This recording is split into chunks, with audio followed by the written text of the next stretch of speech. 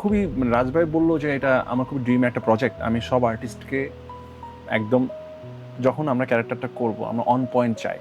তুমি ওই ডেডিকেশন দিতে পারবা কিনা?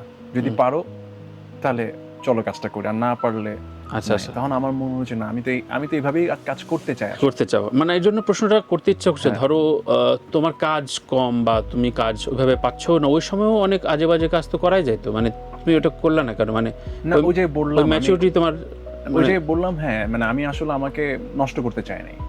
মানে একে তো হচ্ছে দুইটা বিষয়, একে তো হচ্ছে আমাকে নিয়ে হয়তো অনেকে ভাবছে না, বাট হয়তো ভাবার সম্ভাবনা আছে। So আমি যদি আজেবাজে করি তাহলে সম্ভাবনাটা তো নষ্ট হয়ে যায়। বাহ, দারুণ হ্যাঁ, বললা, হ্যাঁ। সো আমি মনে করি যে এখন আমার প্রুফ করার আছে। হ্যাঁ, so আমি যে জায়গায় যেটা বললাম যে অনেকের সাথে কাজ করার ইচ্ছা আছে, অনেক ভালো ভালো কাজ করার ইচ্ছা আছে, সো একেবারে যদি নষ্ট করে ফেলি তাহলে ওদের ভাবনার জায়গা থেকে তো সরেই গেলাম।